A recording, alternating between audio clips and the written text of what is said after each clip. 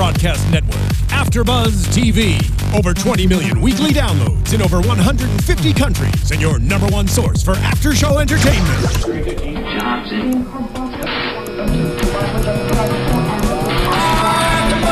AFTERBUZZ TV, the destination for TV superfans, producing aftershows for over 300 of your favorite TV shows, interviewing celebrities and showrunners, and bringing you behind-the-scenes exclusives. All thanks to E! Entertainment's Maria Menounos, producer Kevin Undergaro, and internet leader Akamai. Now, let the buzz begin!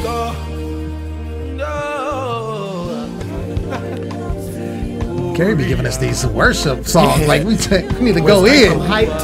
Worship is yeah, no, hey, I'm not. Worship before you even pray. Trust me. That's what brings in the spirit. No, okay? I'm with it. I'm just saying. We need upbeat next time. I gave you an upbeat last week, but I think sometimes you just gotta slow it down and just worship. We did have upbeat. That's the base of it all. Right, you don't take time right, every week just to right. worship. I don't know what you're doing. Yeah, I don't know what you're doing. Ladies and gentlemen, thank you for tuning in to the Preachers of Detroit After Show. We always welcome to come in and join us. Of course, you want to make sure that you tune in and subscribe to us on iTunes, also on YouTube at /AfterBuzz TV, and follow us there. I'm your host, Lem Gonsalvez, and you can follow me always at The Poet Saint, and that's on Twitter and Instagram. Mr. Patric Paul, where can they find you, sir? Hey guys, this is Patric Paul. You can find me at Twitter at Patric Paul. That's Patric, no K, Paul.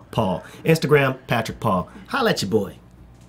So glad to see you today, Patrick. You missed this last on Resurrection Sunday. It was Easter. Thank you guys for tuning in. I am Gary Thomas. Of course, you can find me on Instagram and Twitter at I am Gary Thomas. I am GaryThomas.com as well. Awesome. So let's get into this episode. There was a lot going on. I want to start with Bishop Langston and what was going on with him, with the gentleman that had been a member of his church.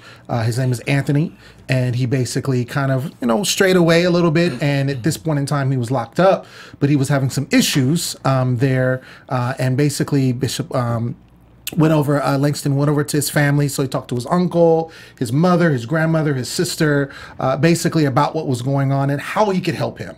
And I thought it was good because we saw earlier, kind of, in my opinion, Bishop Langston seemed to be very detached from that portion of the city.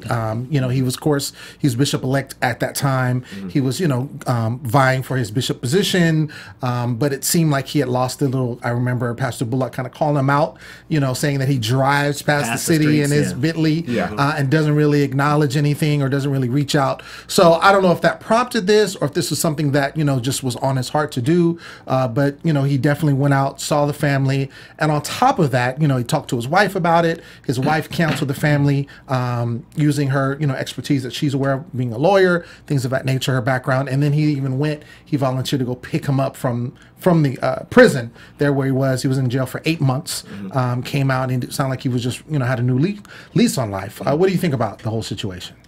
I thought that, first of all, him and his wife seemed to make a phenomenal team. They seem to be very well, coordinated when they work together, and I like that. I just like his wife. She's just an educated woman. She's a likable person. I thought that it was great. I like these moments that we see the bishops and the pastors actually ministering. We see a lot of their life, but the most powerful thing of this, it is preachers of Detroit. So it's good to see them in ministry and wanting to help people and reach out to people. I think that the situation may be a little bit more serious than it should have been not shown on TV. The spirit of suicide is so real and so serious that there's so much more that he has to do for this young man. And in TV, in this part, maybe it shouldn't have been seen. Maybe this is just really something he just needs to minister on. I did like to see, like I said, I like to see him minister, but I'm just so, just my mind and my spirit was on so many other things when they said that he had, suicidal thoughts. But don't you think that it's a good situation to bring this, because like when we dealt with, I'm thinking of, evangelist Dorinda Clark Cole and her situation that she was talking about, with having, depression, and it was something that she said she's dealt with for a number of years, and it would go, come and go, but it was something that she was seeking God for. I think in this particular situation with him, showing that this is something he dealt with, this is an example where God can intervene and basically deliver somebody from that. And if this is a situation, I was all for Dorinda because it was her. Mm-hmm. It was her situation. It was her, showing that even though I'm this far up in my walk and I'm this far, you guys look at me like this, I am still human. This was somebody else's life, and it'd have been different if, Bishop was saying, he was being more open and saying, I've dealt with these suicidal thoughts, so I'm transferring my experience over to him and how I can But help he did him. say that he had been in part of the streets and he could relate to him on that level. He could relate to, but it was so much more to the story. I just felt like I wanted to see him do more with this because Dorinda's situation was so personal. And you could see the tears, you could see the pain, and you felt that pain. And seeing her get through it because she is an evangelist, it was more leveling for us all. Right. Well, when we met Anthony when he got out of jail, I just knew that was heartwarming. I mean, I'm not ex-con, but I know some ex-cons. I have a little brother that's incarcerated, and when he got out of jail, it's just a warming feeling to have family and somebody that loved you to come get you. Sure. So I appreciated that.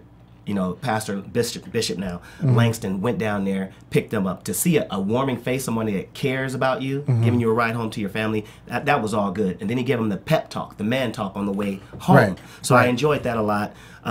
So it opened me up to love Bishop Langston a little bit more. Remember, he was opening up with his mom. Right. So a little bit more that he's connected to the streets first, and hopefully Anthony will listen to his advice and his mentorship. Hopefully he does, but we'll never see it. But it seemed like he did. I wasn't sure, but it looked like Anthony had a tattoo on his cheek. That's what we were talking about. I don't know if it was a teardrop or not. If it's a teardrop, oh Jesus! I don't know. I'm not sold on Bishop just yet. Well, I mean, I did like seeing him. I think it's a good story to show, and we know from interviewing. Shout out to our new friend, pastor that we interviewed, Pastor Tim that we interviewed last week. He's great guy. But we learned from him that a lot of what he's taped on the show hasn't aired, and we didn't see him again this particular episode. Really? So, but he said that there's a lot of stuff he taped. There's a lot of stuff he did with his family. There's a lot of things he did with his church. He had a pop-up church out there that they did a lot of things there that they filmed, but we still haven't seen it. We may or may not see it. He's been very absent regarding the series. Bottom line is there's probably more things that he has done that they just haven't showed us. They choose what they choose to show us. But I thought it was good, a whole gesture, like you said when you first started out, about seeing these pastors be servants, which is what they're called to be. Exactly. Seeing them being servants, seeing them serving the community, serving their members, their needs of their members. And this was a prime example where he was able to use his influence. He was able to go and counsel the family. His wife was able to counsel them. Robin was a big help. Huge help. Robin is like the bomb.com. She is a great woman. She's dope. She's dope. And she was like all willing for, she's like, I got that. You handle the other stuff. I got that. That's my level of expertise. So, I mean, I think it was good that, she did that. So, I mean, we'll, who knows? We'll see more of that, what they'll show us, what have you. But I think it's a good start. And I don't have any issue with, obviously Anthony would have had to allow the television show to show that part of his life. Right. So he obviously allowed it for one way or another. And it could have been to show, help other people, because that is something that does happen. And it can help other people. And when I say other people, I'm saying other pastors, other parents. They should know that it's a heartwarming thing to go pick up your child or your uncle. I'm not sure even if they had a car to go pick him up. So maybe that was a big help as well. Sure. Yeah. So sometimes, the inner city youth, they just need so much support. Right. It takes a village, as they say. It really does, especially when you have a teen or a young adult incarcerated. When they come home, they need something to come home to. Right. That's, you made a valid point. Inner city teens, but not just inner city teens, millennials need this guidance. That is what our community is missing. That's what our age group is missing. Faith, the church. Where is the church and the guidance of us? You're right. You're right. We're out here, and you see so many artists get, a lot of people that are in the lights get straight away. We need these pastors, and that's why I said the ministry, a part of this is so much more powerful. The most powerful part of this entire show is what I like seeing the most, because we need the faith community to help build us up. Sure, absolutely. No, I totally agree. And send a shout out to those that's incarcerated. Absolutely. Send a shout out to them, and we're praying for you, brothers and sisters. We're praying for you guys. Yeah, absolutely. Stay strong. Let's get into Pastor Bullock and Bishop Corletta Vaughn. Okay. Don't be coming for Bishop. Don't come for Bishop. Man. Bishop is my home girl. Let me tell you something. I didn't know how to handle this. Obviously, we knew that, because they kind of left us on a cliffhanger last episode. I love it. We knew that this was going to happen. We knew that they were going to get into basically what happened and the Pastor Bullock's version, versus Bishop Vaughn's version. Pastor Bullock, he got to say his version in the last episode. Okay. This was a chance for Bishop Vaughn to kind of have a rebuttal. It was interesting, and I find it interesting how these pastors, they kind of come together and kind of hash things out together. They're not, a lot of them aren't affiliated. They're not like the same denomination, and things of that nature. They're obviously on the show together, and that's kind of what's bringing them together. Right. So I just think, making a point that it's interesting that they kind of come together and kind of mediate each other, really. Yeah. So in this the only way the show is going to get them to address the issue. Maybe. I don't know, but I don't know. I think it's interesting, nonetheless. I like the conflict between the two. Yeah. You like the conflict? I like the conflict between the two because they're both one of my favorites. So I want to see who's right and who's wrong, kind of, But here, seeing Bullock in this light, and knowing that you're in love with Corletta, I know you love it with her. Bullock called last week and went to town on Bishop. And I love her too, but I want to hear everybody's points. And like we spoke earlier, maybe Bishop, Pastor Bullock left early. Maybe he left too early. And he definitely And once again, like she said, well, even after all said and done, is this somebody we want to represent?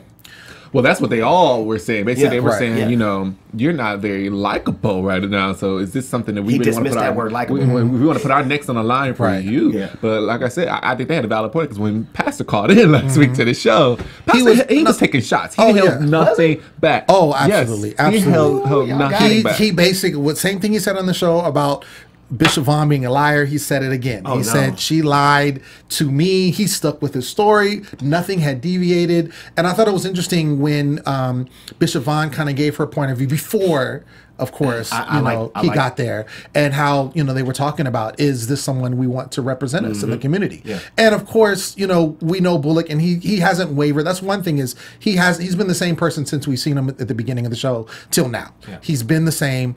He is a bulldog in a sense. Some people call him a bully. Yeah. He's very, aggressive in his, antics and things of that nature. But the bottom line is, I think that's good, in my opinion. I think it's good for a leader that's trying to work with the system to be that way. Do you understand what I'm saying? Just because you have to kind of, you got to kind of push the agenda. You got to kind of push things forward. You got to get stuff done. So, but I think we got someone on the line that can kind of shed some light on it. Oh, really? My love. Bishop Corletta Vaughn, are you with us, ma'am? I am indeed. Good evening, everybody. Hey, Bishop. Hey, blessings go out to you. How are you doing, ma'am? How are you doing? I'm good, darling. How are you doing? Oh man, Bishop, we're doing great. We're just excited that you're joining here on the after show. Of course, we did the one-on-one interview with us some time ago. Now you're here on the show, and you called in at a perfect time, right? Because we're actually in the heat of discussing what went on between you and your best friend, Pastor David Bullock. So, of course, you saw the show, and in the show there was some back and forth, and we actually had Pastor Bullock on the show last week. He called in, and he was very adamant about what he said on the show, about him saying that you basically lied to him, Bishop, and he wasn't coming away with that. He just felt like that's where he was going. Yeah. That's what his story he was sticking with. Please tell us your side of the story. I know you talked about it on the show, but tell us your side of the story in that situation. Can you please break it down for us? Well, Bishop Corletta Vaughn does not lie. Okay, man. And I thought that was a harsh word as well. I'm sorry. Yeah, I'm just kind of amazed that's a word that he chose. Mm-hmm. But it's a part of his personality to be accusatory and small. Mm-hmm. And but the television has. I was stunned when I saw the edited version myself, because I happen to know what happened. Right. And first of all, the meeting was not about David Bullock. Right. The meeting was engaged to talked to about 600 residents of the city of Detroit about a $3.5 billion investment that is being made from an out-of-the-country investor. And I invited Pastor Bullock to come because, number one, I wanted him to meet the investor. And I thought that he would be great in helping me with being able to know how to navigate this type of large community investment. And so in return, you know, he said, well, if everyone is going to be there, then, you know, I want a seat on the city council. I said, well, you know, I'll introduce you. So what really happened was, in the beginning of the meeting, we scheduled a VIP time for all of the political leaders to be before the actual crowd gathered and before the program started. And Pastor Bullock was there and some others were there, and everybody was there except Brenda Jones. Okay. So she had come late, is that correct? Yeah, Brenda Jones, I think our VIP segment was going to be about 45 minutes, and we were going to butt it right up against the actual program. Okay. Well, Brenda got there 5 minutes before the program began. And when she got there, she was disheveled from a long day of work, and well, you know, she was just not prepared to meet with anybody. She made a dash to the bathroom, and by the time she got back in the room, it was just 1 minute to showtime. Yeah. So it did not afford me the opportunity to do as we, you know, I had kind of planned. So in the process of the meeting, what I said to Bullock as we went into the meeting, I said, I'm going to have you to introduce the president in the meeting, and, you know, take your time and talk. So that she can get to hear you, get to see you. So I had Bishop Langston to open up with prayer, and then I turned the program over to David Bullock.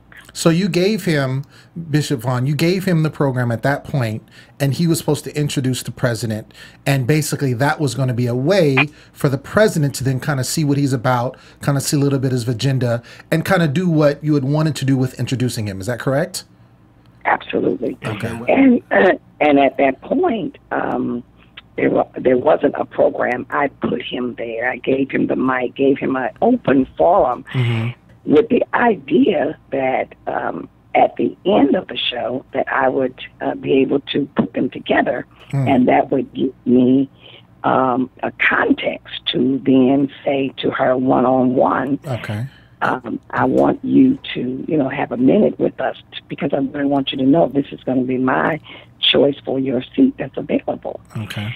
Well, after he did a phenomenal job. He did, you know, he did a phenomenal job, and that was the only way I could do it at that point.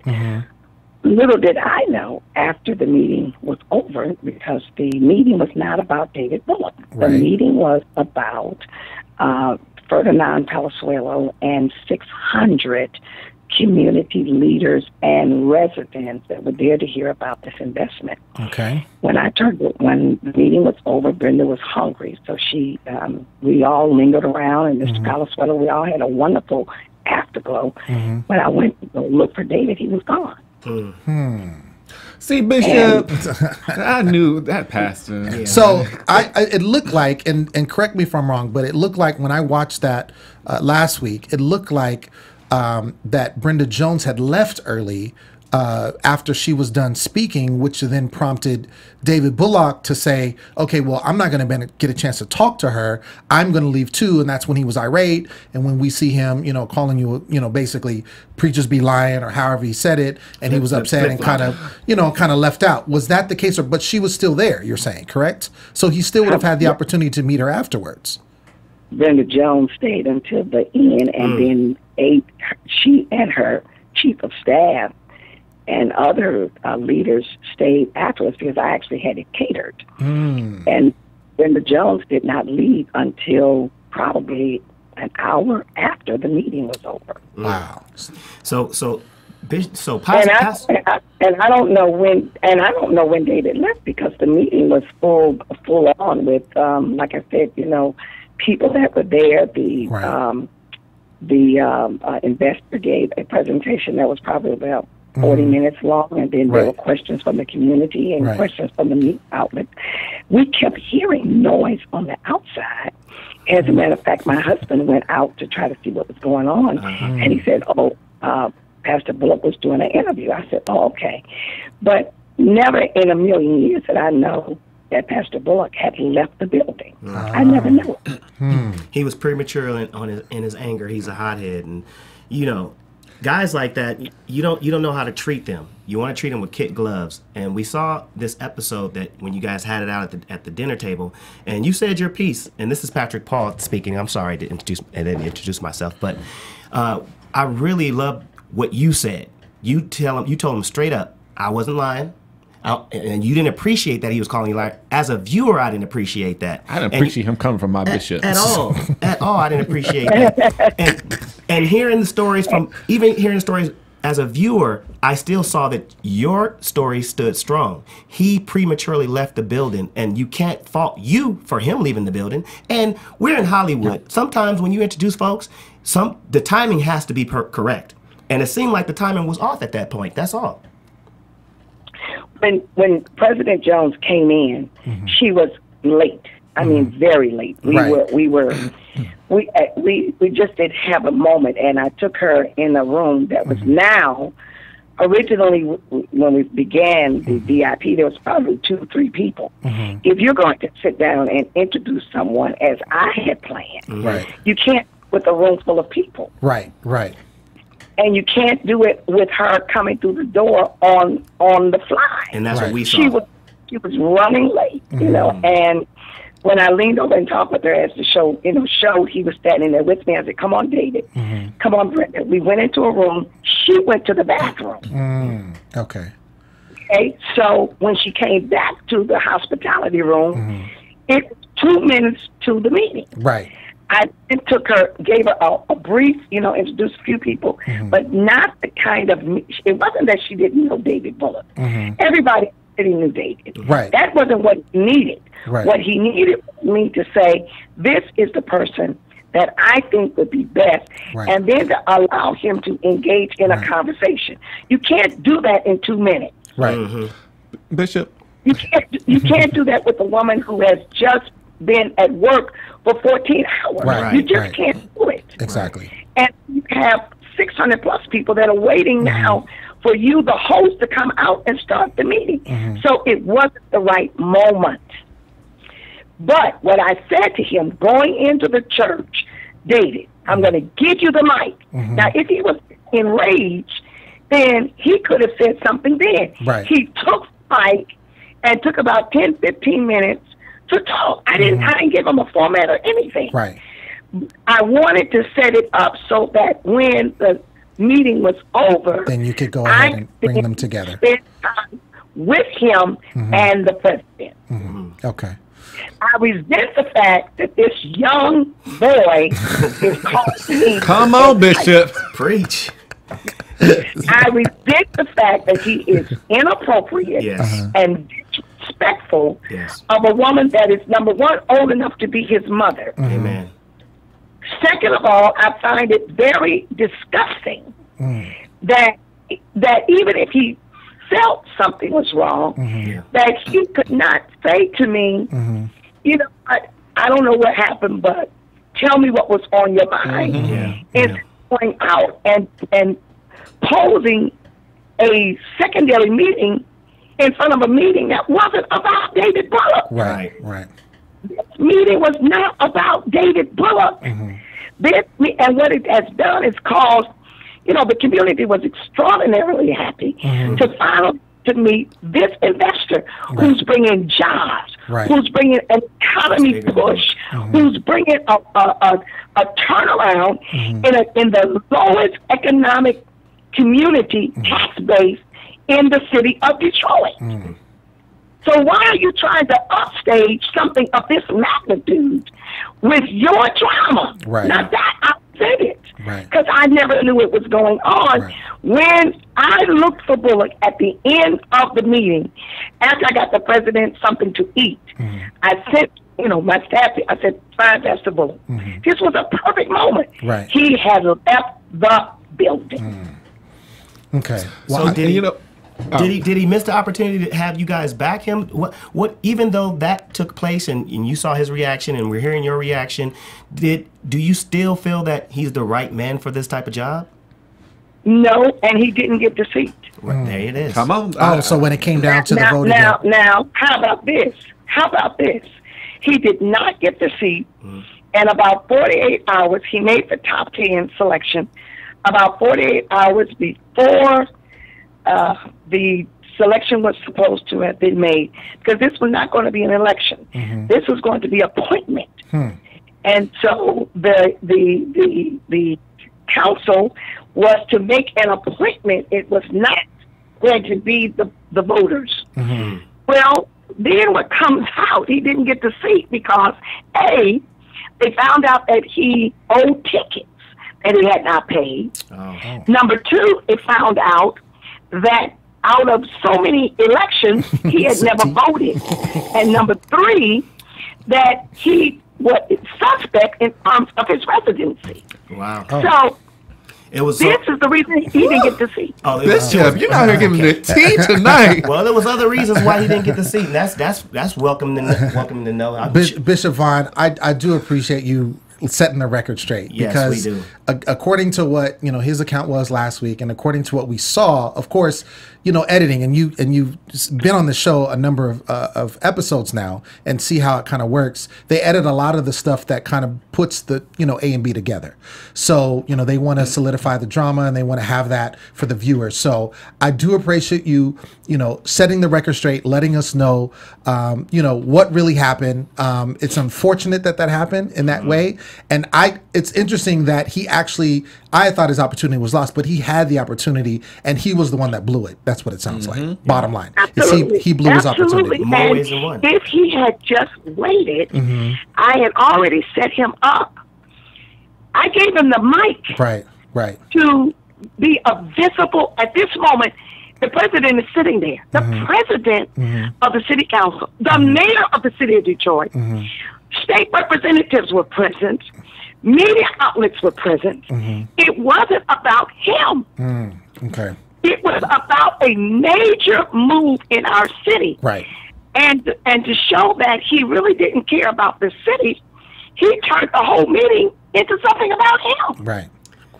And I was appalled when I saw the show this Friday. Right. Yeah. And I saw was what happened. appalled that he actually has been all over social media calling me a liar. Yeah. Well, you know what? And about that, in that meeting with you all and Bishop Ellis and Bishop Langston, I love that you didn't concede. Yeah. I'm sick of everybody on the show conceding to Bullock, and I told that to Pastor Tim when we interviewed him earlier. Like, why does everybody concede to him? Whether he's a politician or not, and has a gift of gab. If you don't go for him, he never shuts up. He is never satisfied.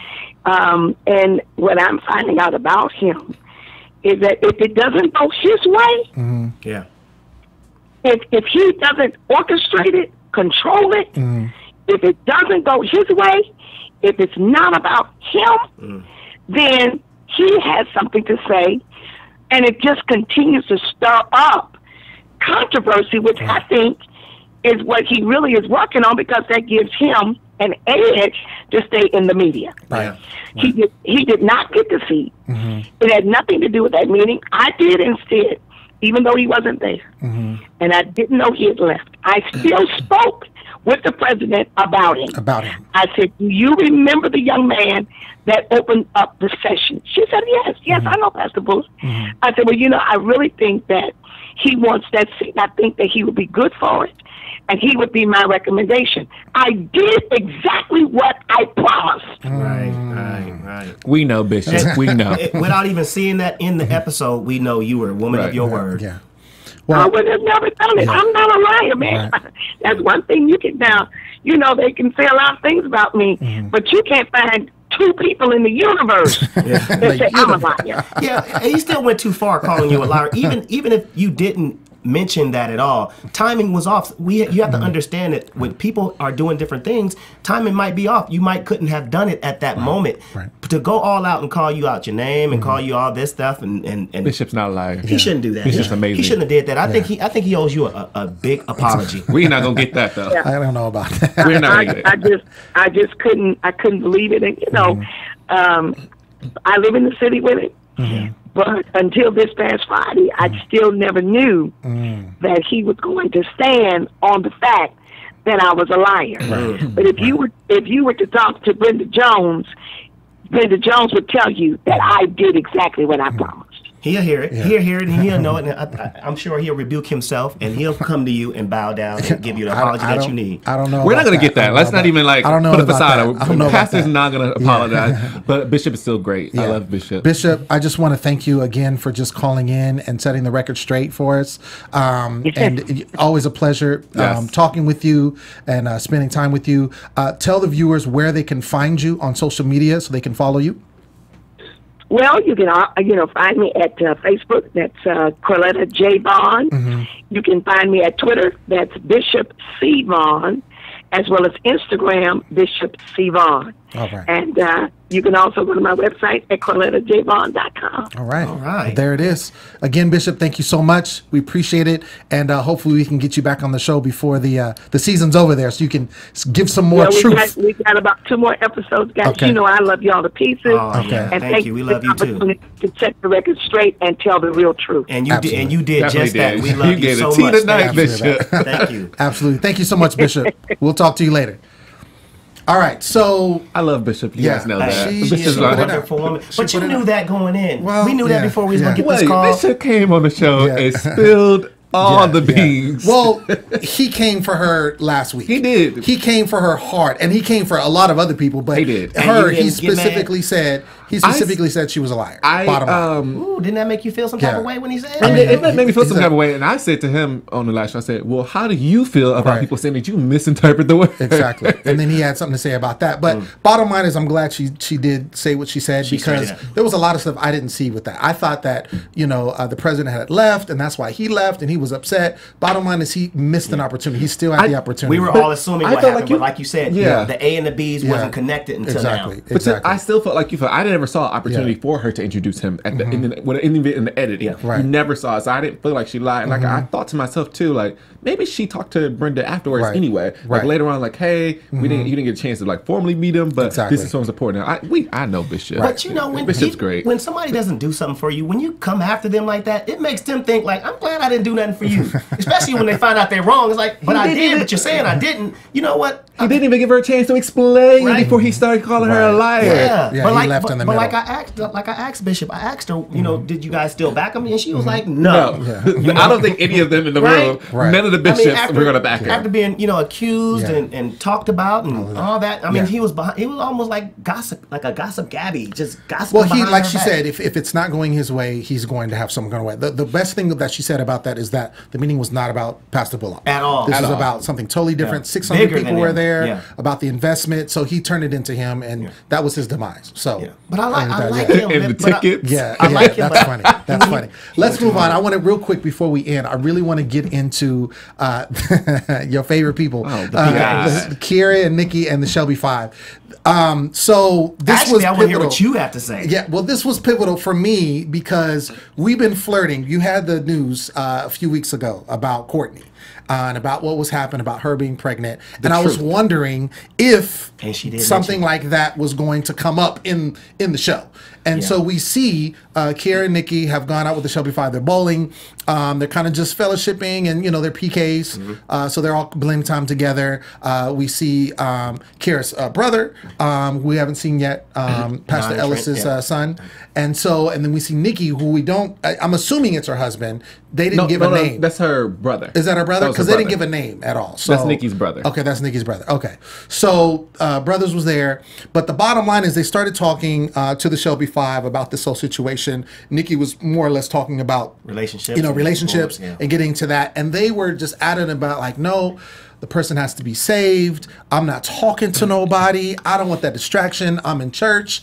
almost every day of the week. But I seen the lead in. So we all saw the lead in, and we are. I'm not going to say who confirmed it. But we already had the confirmation that the story about Courtney was true. But I feel like you sometimes have more feelings for them because you are a PK, whereas I'm not a PK, so I kind of just see it on the outside. So I feel like sometimes you defend them. You do. Okay. Those kids are so brainwashed. Let me tell you, it's crazy. Let me tell you something. I can understand where they come from to a degree because yes, I am a PK. I understand what it is growing up as a preacher's kid, kind of being under a different realm than other people, being judged. I mean, all of that. And I understand being under like a microscope, which is what you are when you're a preacher's kid, especially if your dad is the pastor. So I can relate to that. As far as the brainwashing and as far as a lot of the things, no, I don't agree with that portion of it. I think that I think that they're so into what their dad is telling them that they feel like they don't have a life of their own, almost that their personality is stripped. And that's where I think one thing about our family is we were able to keep our personalities. We didn't get that whole brainwashing like robots and all this kind of stuff. We all had individual personalities. Our parents let us thrive in our personalities. I think with them, it seemed like the personalities kind of lost a little bit and they kind of like are on one note. And you saw that with their music video. So right, Oxygen definitely gave a music video that was so awkward, but okay. I just feel like Don Shelby has 4 wives. When they said, the part about holding him up, and I understand supporting him, but the reason why I love Kiera so much is because Kiera is her own woman. Sure, exactly. She supports her dad. Has her personality. She's a part of the ministry, but she's not a leader. She said, "This is not my dream. Right. To build a church was not my dream. I want to live my dream. Right. They have yet to say." They're like, oh, you don't want to just help your dad, sister, your dad. Right. Yeah, she's there. She's a part of the ministries, but she's not leading because this is not her dream. Is she still representing her father at all times? Yes. But they're like, they said, Bible study this night, choir study. Then we have a meeting about Sunday. Right. They're like, this is, I don't feel bad. Where is you? Where is your voice? Where's your personality? And because I said this about the Shelby Five before, they have the opportunity, especially with the Courtney situation about her getting pregnant and everything, to minister. And then alleged. They have the opportunity to minister in a way that can be crazy. They're young, they're talented, they have stories, but they do not stand on the platform that God is giving them. They have it. Well, what they do is they stand on their father's platform. It looked like. Okay, so being in that situation, they are so stuck in the fact that they have to be a certain way. That's the bottom line. They have to be a certain way. They have to look a certain way. They have to act a certain way because that's what their father and their mother have instilled into them. And especially the girls, I think more so. That's what I'm saying. Especially the girls more so. Because I think the guys have it a little bit easier. There is nothing alleged about the Shelby Five. You're going to stop saying that. Right. It's true. I think the guys have a little bit easier, but the girls for sure. I mean, you look at going back to, and I think that he's a great father to his girls. Like, I don't deny him being a great father, but I think because of how they feel and how they've been reared as girls or as young women, that they lose themselves in what's going on. They lose their individuality, and that's where I think the problem ensues. Which is why whenever you do that and whenever you're kind of suppressed in a sense, then you start to do things that you're not supposed to do, and then you go way off on the other end. Yeah. And so with Courtney, and we see, I don't want to get into predictions. Well, we're going to get to it in a second, but with her, and she talked about in the next episode that she fell from grace. She had sexual relations. Like I said, so it looks like there's a line drawn in the sand between Kiera and Nikki and the Shelby Five girls. Well, yeah, of course, because they have. Well, you saw when they were talking. But it looks like Courtney might be crossing over. She just don't want to everybody else in the Shelby Five. That's my thing. This is my thing with them. They're trying to sweep stuff under the rug when this is an opportunity to minister. This is an opportunity to help somebody else. Stop trying to hide it because you're trying to live in the light. That's easy to say. But this is your job. This is your job. It's not a job. Just because you're a preacher's kid don't make that your job. No, not a PK, but this was Shelby's chance to do this. And now, like I said, they just have an opportunity to be on a platform. And I understand they may not have stepped into it. I understand that it's hard, but they tried to sweep the whole thing with her fornication under the rug when it was an opportunity to minister. And like I said, the Shelby Five, if they are to step into their own personalities and use their music and use their own ministry, their own, not their father's, their own, they're going to save so many lives. They're going to have so much more influence and so much more impact on people our age. It'll come. But the thing is with that though, they have to be the freedom to do that.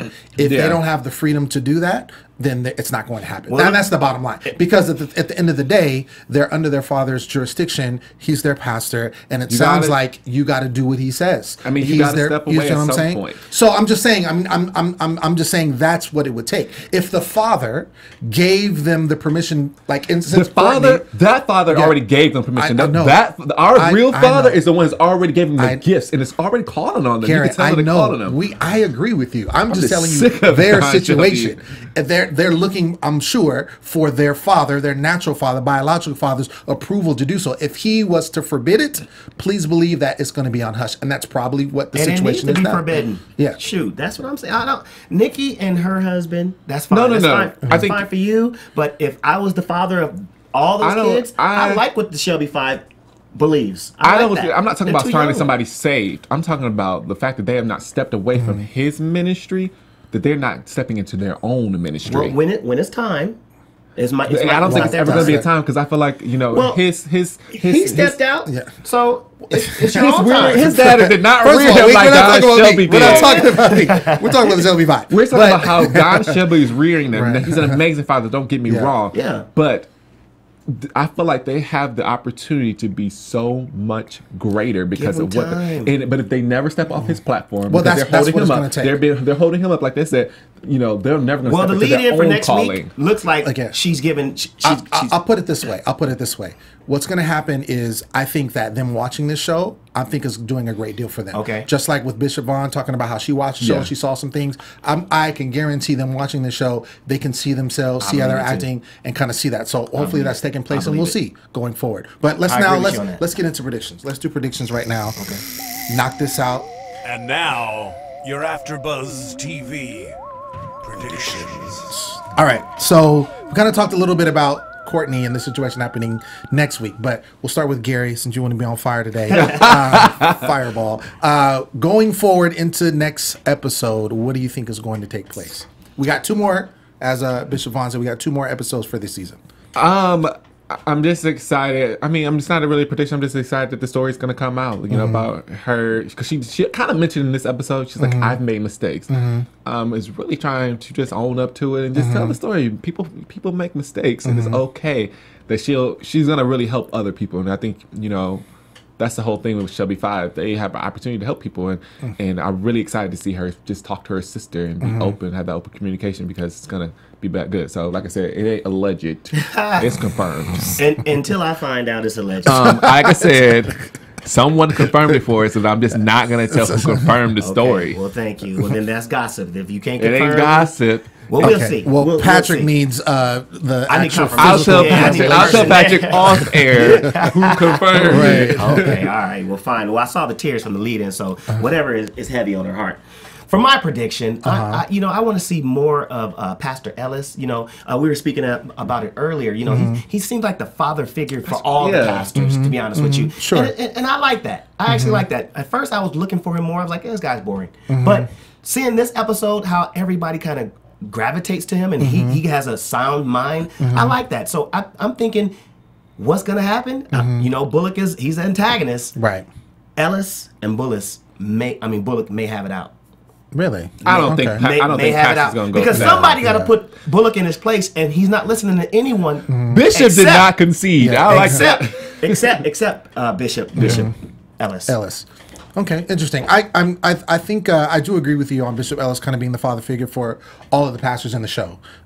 They all do kind of seem to look to him. As far as Bullock, I don't think anybody's taming Bullock. I think Bullock is going to be Bullock, like, till next season. You know what I'm saying? Like, I think that's just who he is. He's not going to back down. We saw, like, Bishop Vaughn gave us what happened. He didn't mention none of that when we talked to him last week. He just said that she lied, and that was it. So he was sticking to that story. So I think he's just going to do his thing, do what he has to do, you know what I'm saying, and be him, and continue to be him. That's in the story. That's your prediction? No, I'm just saying, yeah. Okay. No, I mean, yeah, sure. I mean, if you want to call it that. But speaking on that, I'm curious if Bullock is really doing a lot of this because he wants. He's doing a lot of PR. He's doing a lot. He's doing a lot. Well, he's doing a lot of PR. So, I mean, you need.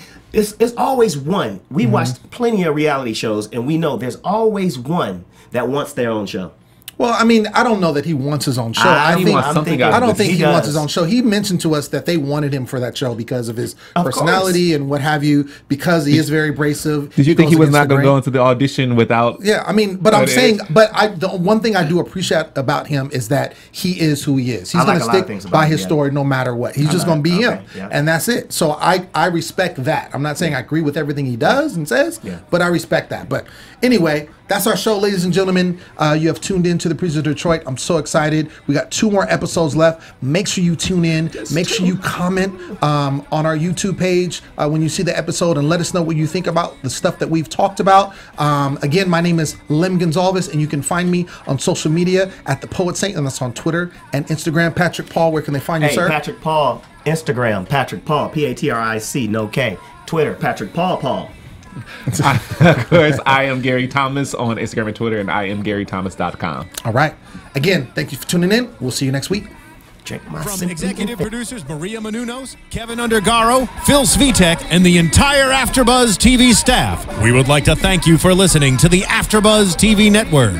To watch or listen to other after shows and post comments or questions, be sure to visit AfterBuzzTV.com. I'm Sir Richard Wentworth, and this has been a presentation of AfterBuzz TV. Buzz you later. The views expressed herein are those of the hosts only and do not necessarily reflect the views of AfterBuzz TV or its owners or principals.